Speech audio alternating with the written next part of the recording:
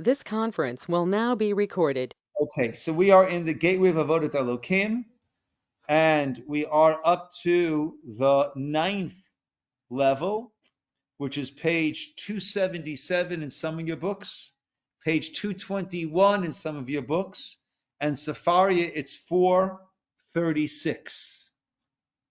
Okay, so we're ready to roll over here. So we're going through different levels, different ways that that people connect to the Torah and the degree to which it will impact their life. Okay, about Shi'it, the 9th one, Anashim, and this is 9 out of 10. This is pretty good already. Anashim shehigiu nafshotam Lada'at chovot halevavot. A person that, interesting, shehigiu nafshotam, not meaning that they've reached, but they have yigia means work, toil. Is that how they translate it over there? Exerted, yeah, exerted effort. Right? When I first read this lay, I thought higiu, which is a higia, it reached. No, but the lashon, right? Lagia, which means to reach, but it's a lashon of miyageya, right? Which is to put in the effort, right? Shiyagiu nafshotam lada'at, to know the chovot halevavot, the obligations that are on the hearts, umafside hama'aseh, and those things which cause us to lose, those actions which take away from our accomplishing our, hello Melvin, our purpose over here. Ve'ivinu pshat divrei hakodesh, and they understand the pshat, the simple level of the divrei hakodesh, the holy words of the Torah, umatzpunei inyano, and also that which is safun. Where do we have that word safun? At the Seder, right? Right? And that is the afikom, and that which is hidden away. Good. Umatzfune. And I think in modern Hebrew, matzfon is a person's conscience. Is that correct? Yeah. Right? Meaning that which is hidden away, not evident on the outside, but that which lies underneath, which would be the sodot, right? The hidden treasures of the Torah's teaching. Va'amdu al amitat hakabbalah, and min hakatuv v'hamuschal, and they understand amitat hakabbalah. They've accepted the truth of that which we have received.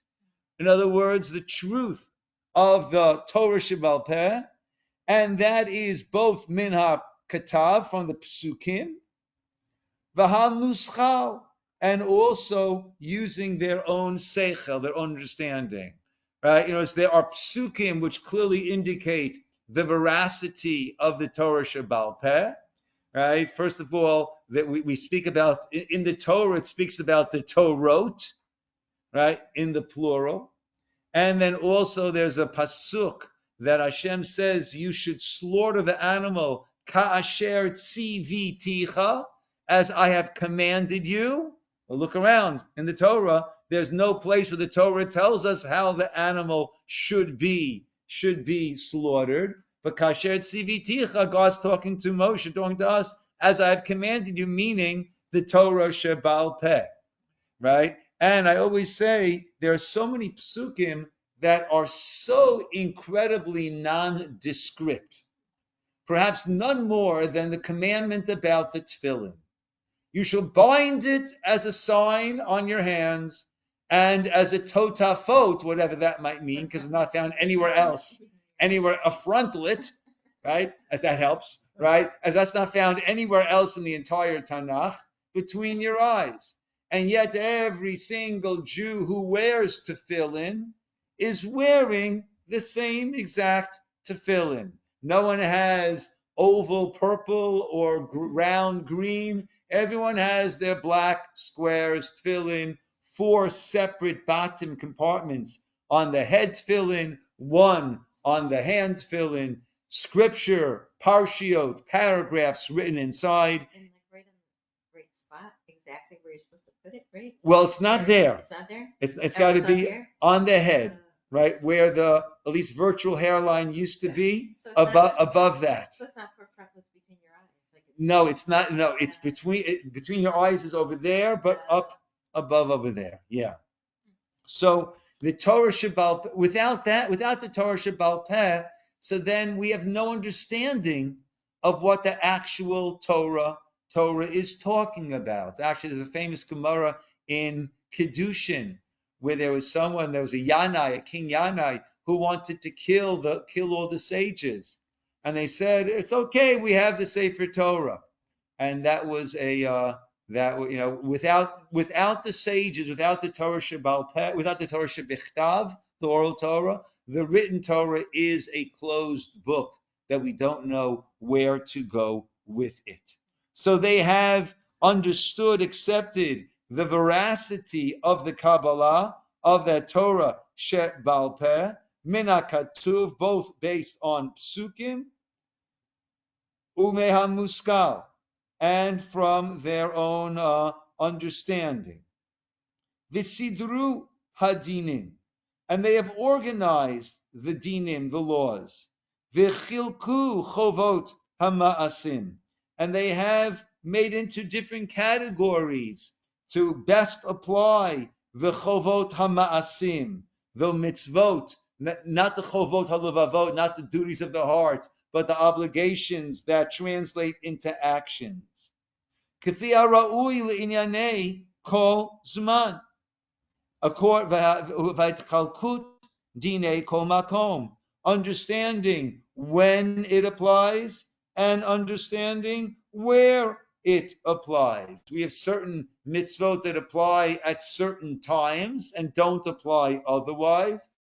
Just about every year, I have someone who says to me, I couldn't hear the shofar on Rosh Hashanah, right? Can someone come blow for me, afterwards, right? They could also come play guitar or play or blow a trumpet, You missed it. right? Hearing the shofar on any day but Rosh Hashanah is at best. With generosity, it's a musical instrument, right? Rabbi? Yes. Oh, sorry. I was just going to say there's a comedian, Elon Gold, and he says that the Jewish people are obsessed with time, and he says that the Jewish calendar is the only calendar with minutes on it.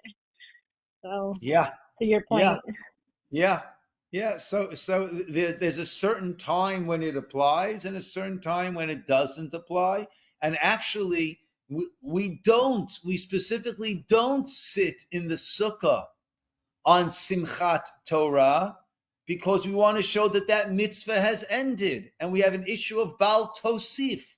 They're not supposed to lo tigra'u v'lo tosifu. You're not supposed to diminish the mitzvot, nor are we supposed to add on to the mitzvot. And just 1 second, Esther, and also kol makom, and also based on the time, right? There are certain there's certain places we have mitzvot hatzluyot ba'aretz. We have mitzvot that are only dependent, only done in the land of Israel. So we have a whole set of categories of mitzvot, and they're clear on all of that. Yes, Esther. So I know a person who has Havdalah like a couple days after Shabbos ends because they're not able to do it any other time. Is that okay? So that's an interesting example. So what does Havdalah mean? Separating. So we need to make that separation between Shabbos and Chol. Okay. Now the halacha is if a person was unable to do it on Saturday night, the person can make Havdalah until Tuesday. Yeah, Wednesday is already the borderline of the next week. In Yiddish, Wednesday, and any Yiddish speakers, Wednesday is called mitvach. Mitvach, middle of the vach, middle of the week, right? So up until Tuesday, actually that was halacha l'maseh. One of our members here lost a parent, and the funeral was on Sunday. So he was an onain. An onain is the status a person is in from the time of death until the burial, and it's a limbo state, and one does not perform any mitzvot during that time.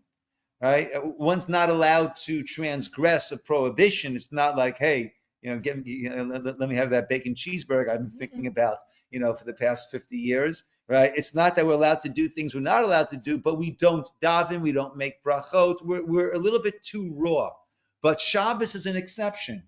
So how about Havdalah, right? So the person will not make Havdalah Saturday night, right? But the person but can make Havdalah until now. That's not the besamim, that's not the spices, and that's not the nair, that's not the candle, right? But it is the bracha of Hamavdil. It's also not those prefatory statements that we make. All those psukim, not, but the actual bracha of Bori Priya Geffen and the bracha of Hamavdil that a person can do until Tuesday. So that is actually the time. But I'm talking about certain mitzvot where we have a mitzvah now is the time to do this mitzvah. It's a mitzvah that the Torah sets, whether it's lulav and etrog, whether it's sukkah, whether it's eating matzah. I'm sorry? Yes, rabbinically, yes. Hanukkah candles, Megillah reading, all of these mitzvot, they have their time period and do not go beyond. And now some also, right, it's a time based on the place, meaning we have a second day of Yom Tov if you're outside of Israel. So that's a time mitzvah that's based on the place, right? Megillah reading. So there are certain places that will read it on the 15th of Adar. Jerusalem, Tiberia, cities that are walled since the time of Yehoshua, and other places will read it, right?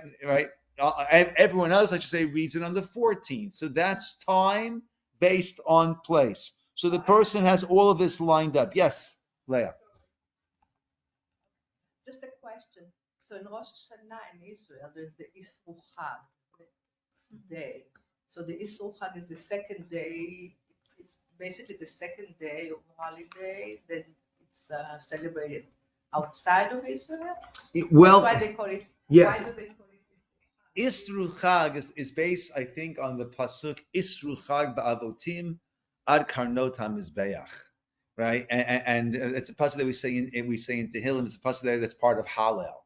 So Yisroel Chag is the name that's given to the day after the Chag, right? Now, but even in Chutz La'aretz, we have Yisroel Chag, which is the day after we finish our Yom Tov. Yeah, so it's not necessarily aligned with the second day. Yeah. Okay.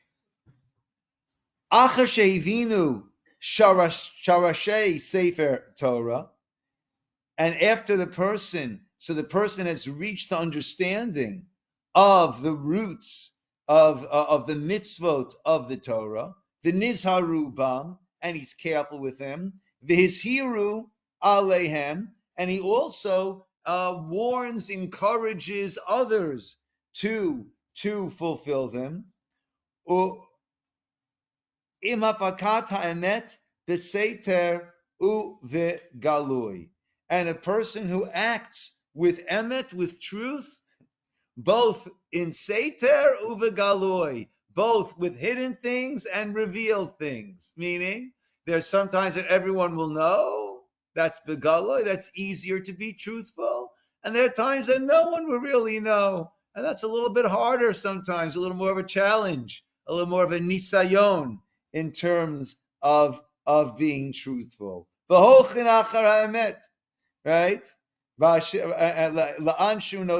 And a person who follows truth wherever it will lead them. Right? Wherever it will go to. Those people who have Vehem Baalei HaGemara, and these are the people, the Amoraim of the Gemara, the Gaonim, and the Gaonim, which was the stage that came after the Gemara stage, we'll say was the Amoraim was from the year 200 to 500, and the Gaonim that followed after, that was a stage from about 500 to the year 900. V'hanoagim minhageim acharehem, and those who follow in their footsteps and act as they have been acting. The ha'asirit, and the 10th level, is anashim sheyorshu chachmat Torah mehaneviim, those people who received the chachma, the wisdom of the Torah from the prophets, b'chol perusheha, with all of its explanations, v'toldot sharasheha, and all of that which follows the roots, which ends up emanating out from that. V'heim, and they were the anshe knesset hagdola, those were the men of the great assembly, umisha kibel mehem, and those who received the teachings from them, mina tanaim, those are the tanaim, and that's going back to an earlier stage. V'heim balei hamishnayot v'habraitot, those are the authors of what we call the Mishnah and the Braita, which would be from the year minus 200 until the year about 200. As it's mentioned, Kamoshin Nizkar b'Masechet Avot, as is mentioned in the tractate of Avot, Moshe Kibel Torah Misinai. Now, this very first Mishnah in Avos, everyone thinks, oh, Avos, that's just a nice little tractate, about good things to do. Don't judge a book by its cover. Learn from every person. Be happy with what you have. All of these great adages that we have, right? But that is Torah Sheba'al Peh. And what's very interesting is that the very first Mishnah of Avot is actually the introduction to all of Torah Sheba'al Peh. So the introduction, the first Mishnah of Avot, is actually the introduction to Mishnah in general. And that reads, Moshe Kibel Torah Misinai. Moshe received the Torah on Mount Sinai. Umasra liYehoshua, and he gave it over to Yehoshua. Now, we're not talking about the written Torah, because that was not given over to Yehoshua, that was given over to everybody, the whole Am, the whole nation, right? But this is talking about the Torah Sheba'al Peh, that of course was taught to everyone, but the actual Mesorah in all of its detail and all of its glory, that was passed down to Yehoshua. And Yehoshua passed it down le-Zikanim, to the Zikanim. And the Zikanim passed it down le-Nevi'im, to the prophets. The Zikanim were the elders. And the elders to the prophets. Unevi'im, and the prophets, Misarua, they passed it la-Anshe Knesset HaGedola, to the men of the great assembly. V'Anshe Knesset HaGedola, they passed it le-Shimon HaTzadik, Shimon the righteous. Shimon HaTzadik passed it to Antignos. The Antignos, he passed it to Yossi ben Yoezer, Yossi ben Yochanan, the men of Yushalayim. The Haim Masarua, they passed it to Yoshua ben Prachya, the Nitai Ha'arbeli. And this is the whole order that we have in Pirkei Avot. So-and-so received from them and taught this. And the next Mishnah is so-and-so received from them and taught this. And working our way through. V'heim Masarua liYehuda ben Tabai u'lishimon ben Shetach. They passed the Yehuda ben Tabai and to Shimon ben Shetach. And the story that I mentioned earlier about the Yanai HaMelech, the Gemara in Kedushin tells a story. So he wiped out most of the sages, right, in his anger and his jealousy. But Shimon ben Shetach, who mentioned over here, is one of those who was saved and continued the Mesorah. The Hamasarua, they passed it, L'Shemaya v'Avtalion. Umehem, and Shemaya and Avtalion passed it on to none other than Shammai and Hillel. So we all have heard the name Shammai and Hillel. What's interesting to note is their Rabbeim, the Rabbeim, the teachers of Shammai and Hillel, were none other than Shmaya Vavtalyon, who were either Gerim themselves, converts themselves, or descendants of converts, right? Which is fascinating. We always say Torah is a meritocracy. And based on a person's ability and miyageya, as we began earlier, beginning of number 9, how much toil a person puts into it, that will determine the level that a person will reach to. That famous story of Hillel being too poor to pay the pittance that you need to give to the shomer, to the guardian of the Beit Midrash, and therefore not being able to hear the shir, and climbing onto the roof, and there's a snowstorm or there's a snowy, and he gets frozen up there, and they come the next morning, they're giving shir, and they look up by the skylight, and they say, Dumut Adam, it looks like there's a form of a person up there, and they quickly went upstairs, they brought down Hillel, and they were Mechalel Shabbos, in order to heat things up, in order to keep him alive, because he was so frozen. So whose shiur was he coming to hear? The shiur of these Gerim, of Shemaya Va'avtalyon. This is a story I always like to repeat to my Jewish Journeys class. And they should know that the great Shammai and Hillel studied under the guidance of two Gerim, Shemaya Va'avtalyon. Umehem, and they passed it on l'Shammai v'Hillel. Umehem, and they passed it on to Rabbi Yochanan ben Zakkai. Rabbi Yochanan ben Zakkai, he passed it on to Rabbi Eliezer, for Rabbi Yoshua, for Rabbi Gamliel, Rabbi Elazar ben Arach, Rabbi Yossi HaKohen, Rabbi Shimon ben Netanel. Umehem, they passed it on to the great Rabbi Akiva, Rabbi Elazar ben Azariah, for Rabbi Tarfon, Rabbi Shimon ben Gamliel. Umehem, and they passed it on to Rabbi Meir, Rabbi Yehuda, Rabbi Yossi, Rabbi Shimon, Rabbi Yehuda Hanasi, right? And the famous story with Rabbi Akiva, that he had 24,000 students, and because on their level, lo nagu kavod, they did not have the proper kavod, honor to one another, they all died, and they were left with these 5 students that we're mentioning over here, Rabbi Meir, Rabbi Yehuda, Rabbi Yossi, Rabbi Shimon, and Rabbi Yehuda Hanasi, and he passed it on to them, and that is through whom we have today our Mesorah, our tradition of the Torah Shebaal Peh, because Rabbi Yehuda Hanasi, who Rabbeinu HaKadosh, he is the one who's known as Rabbeinu HaKadosh, our holy Rabbeinu, our rabbi, right? There's certain sages that there's Rav in the Gemara, and there's Rebbe in the Gemara and the Mishnah. Rebbe, if you don't attach the name, that's Rabbi Yehuda Hanasi. We know who you're talking about. It's like amongst in the Yeshiva University world, if you say the Rav, right, they mean Rabbi Soloveitchik, right?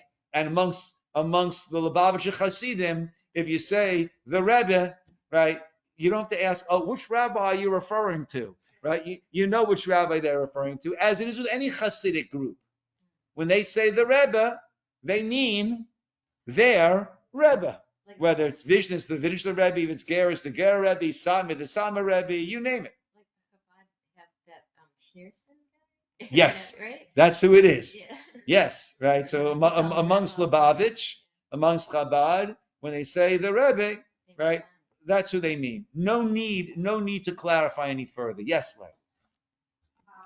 There's one name which sounds completely Greek, like Antignos. Yeah. How does this That's fit yeah. in this picture here?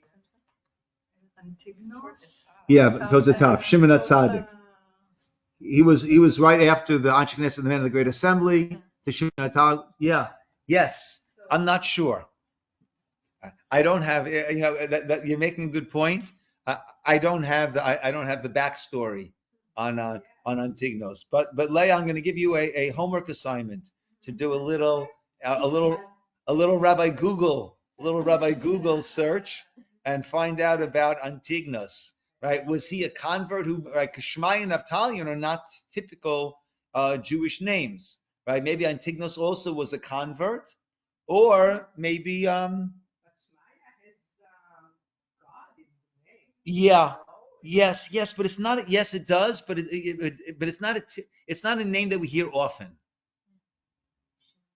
Yeah, Avtalion, right, is more Antignos like, I would say. Not to Yeah. my ears, I know Uh-huh. that the last name is Aftalion, like Uh, Israeli. oh, interesting. Yeah. Interesting. It's a common family name in Israel. Interesting. Okay. Okay, so the last one was Rabbi Yehuda Nasi, who Rabbeinu Hakadosh, who is known as Rabbeinu Hakadosh, Asher Kibates Inyanei HaMishnah. He is the one when it was in danger. All of the Torah Shebaal Peh was always being passed down verbally, orally. It's Torah Shebaal Peh. But he saw that it was a danger of it being lost, being forgotten with the persecutions, right? We think the sages, Ari Wine speaks about this often. We think that the sages of the Talmud, so they're sitting there in their ivory towers, sipping their coffee, right, and discussing this, right? They were on the run. They were being persecuted. They were running from city to city, from country to country. It was not a simple time. And nevertheless, this is right. We read about the Asar Haruge Malchut on Yom Kippur and on Tisha B'Av. We read about the 10 martyrs, right? Rabbi Akiva had his skin combed off of his body for teaching Torah publicly. I mean, this was not easy times. This was difficult times. And when it reached the point where Rabbeinu HaKadosh felt that this was a breaking point and that it would end up being forgotten, it would be lost. Therefore, even though the Torah shebichtav, the written Torah, is not meant to be studied Baal Peh, verbally, orally, right, but rather from a written copy, as we do, and so too the oral Torah is not meant to be written down, but nevertheless he applied the pasuk Eit Lasot LaHashem Heferu Toratecha. There are times that one needs to do for the sake of God, even if it goes against the Torah. Right, he'll need to go against this Torah law in order to preserve the Torah itself. And therefore, kibates, he gathered together inyanei HaMishnah, all of these topics of the Mishnah, visidram, and he arranged them, vichilkam leprakim, he divided them up into different tractates, and those tractates into different chapters, prakim, v'chibram, and he put them all together. V'hu ikar kol HaKabbalah shesomchim aleh b'toratenu. And that is the ikar Kabbalah. That is the main passing tradition, passing down generation to generation that we rely upon in our Torah she'ba'al peh. So those are the 10 different state or levels that we have in our understanding, in our understanding of the Torah. Ach, Deot Anshe Torah be'emunatam. But the understanding, the outlook of people of the Torah when it comes to their belief in the Torah, the Kabbalat Avodat Hashem Yitbarach, and for what reason are they accepting upon themselves this Avodat Hashem, the service of Hashem? Hein al Eser Madregot. That too is another series of 10. That too is built upon 10 different madregot, right? In Hebrew, madregot means steps, right? A set of levels, right? Tichilatam, first level, base level, simplest level. Anashim nasu'u otam hasichlut. Gam gover hata'avot alehem. People who have been seduced by foolishness and also because of their desires that have overwhelmed them, limos b'Torah, to despise, reject. How do they define it? Reject. Yeah, the Torah. V'chashvu ota, and they'll say, yeah, you know what it is? It is keminhagim shemanigim behem ha'umot. Every nation has its patterns, its customs, its things that they do. Sharashei umot, that the leaders of the nation, right, came up on their own. Ukechukim shemanhigim bahem ha'kasilim. And these are the laws that the wise people would institute for everyone to follow. And what brings them to this? So therefore, right, and the truth is, right, there are many sectors of Judaism who will say, yeah, the Torah is not really divine, it's not really binding. I know talking to someone here who had a conversation with a Reform rabbi, and it said, yeah, it's not that you have to do anything. Right? You don't have to do anything. If it works for you, so you do it. If it resonates with you, then you do it. If not, then not. But you don't have to actually, really have to keep anything. If it works for you, very nice, do it. And what brought them to this? Midnei gover ta'ava, because of the ta'ava, because I want to be able to do whatever I want to do. I don't want to be constrained. I don't want to be told, well, this you can eat, this you can't eat, now you can, now you can't. I like to do whatever it is I want to do. V'ovi tiv'am, and their very physicalized, materialized teva nature. Ve'einam nichnasim tachat ol haTorah, and therefore they refuse to take upon themselves the ol haTorah, literally the yoke of the Torah, the responsibilities, the obligations of the Torah.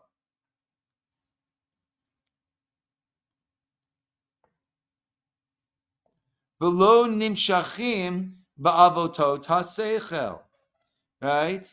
So remember, we had these two categories that we of the obligation to serve Hashem based on Torah, and the obligation to serve Hashem based on seichel, right? Based on just understanding. And they decide to shirk both of these. Eina nichnasim tachat ol haTorah, v'lo nimshachim, nor they pulled ba'avotot ha-seichel, right, by the pulls of their seichel, to use their understanding to recognize the obligation to be serving the one who is giving us every breath of life, everything that we have. Why? Because I'd rather not be told to do anything. I'd rather be on my own. I can decide. Uchemotam amar chacham, and about that, the chacham, the wise one, that's King Solomon, Shlomo, says in Mishlei, lo yachbotz ksil bitvuna, ki'im behitgalut libo. The foolish person does not want this tavuna, does not want this understanding. Rather, ki'im behitgalut libo, rather to do whatever it is that one's heart desires. Hamadriga hashenit. Let's get another one in. The second level, anashim lo yuchul lidchot ha'otot ulahachish hamoftim. That's people, they're not able to deny the signs and the wonders, asher niru aidei nevi'im, right, which were shown to us by the prophets of old, mipnei pirsumam, because everyone knows them, everyone accepts that. Va'amru dvarim krovim ledat mishekdamnu zichram, and therefore so they'll admit that Hashem did them, right? But they have their doubts still, right? If the Torah is really true, right? And they're similar to what we said before, right? Because to them, it's hard to believe that this God is really going to come down and speak to us down over here. Sha'elokim ratzah lo rot briotav derech sheyitukan bo inyanim ba'olam hazeh. So therefore, their understanding is similar to the previous group, that God wanted to show people a way of acting in a proper, uplifted manner, right? In a good, straight way, ba'olam hazeh. Right? Ratzah wrote, Elokim Ratzah wrote, because God wanted to guide his creations, a pathway that will be a good straight way in Olam Hazeh. So how will he do that? Ve'eir hanavi lanhigam b'mashet tzarach lehem min hachukim. And therefore he allows this prophet, this Navi, to guide us in the way, in a proper way, the Natan lo otot moftim, and allowed this prophet to do signs and to do wonders, lishma dvarav, in order that people will listen to him, ulakabel chukav, and will follow whatever he's going to set in motion. Ve'ena ma'aminim b'gmul va'onesh, but it's also so yes, the prophets might have done some wonders and proven. But it's not that God really cares what we're doing down here, right? He allowed them to do these wonders. He gave them the strength of these wonders in order that they could guide us with a nice moral way of life, right? But that's all it is. It's an ability to perform wonders that was given to the prophets so that they could dictate to us a moral, nice, straight way of living. And we'll listen to them since, hey, right, they did a sound and light show. They did something amazing. But they don't believe in actual gemul va'onesh, right? But you really have to do this. It's all just what the prophets came up with to give us a nice way of living. First,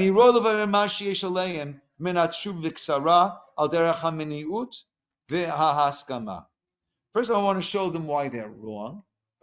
And even if they're right, they're wrong. Let's see what he means. Al derech haminiyut. How it can't be what they're saying.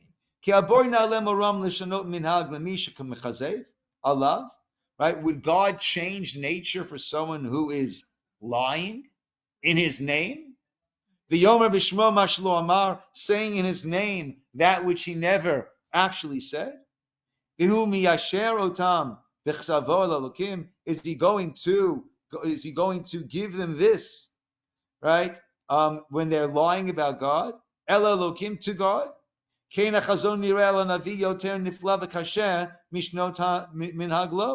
Right? So you believe that God is going to change nature on behalf of him, right? But he's not going to actually speak to him and let him know what should be done. Right? That's a stretch. Valderech haskama. And even if we, according to their mistaken thinking, let's say it would be clear that they're correct. Then follow that.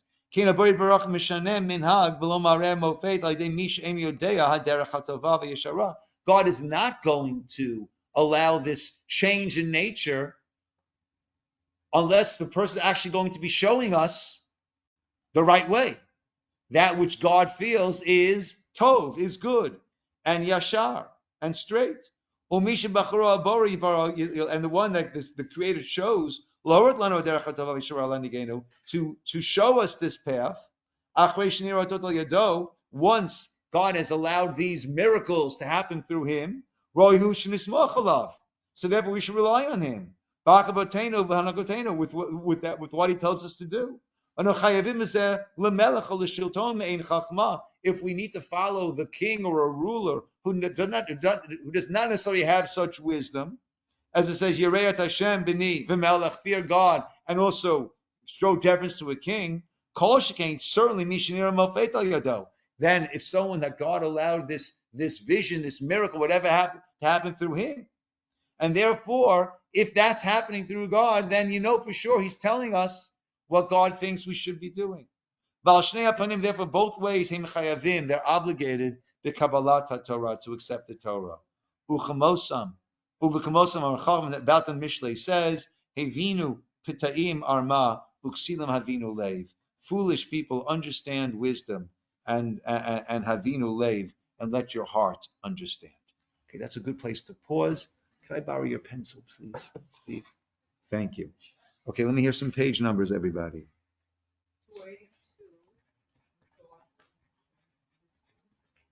282? You're all in the same book, right? Yeah. Safaria is paragraph 444 in Safaria. Good. Okay, anybody have a different book? 441 in Safaria.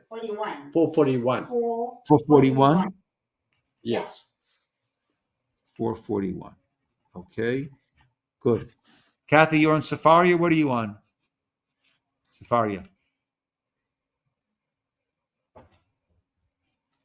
Okay. Very good. Okay, everybody. Yashakoach. Those who can make it tomorrow Thank you. to the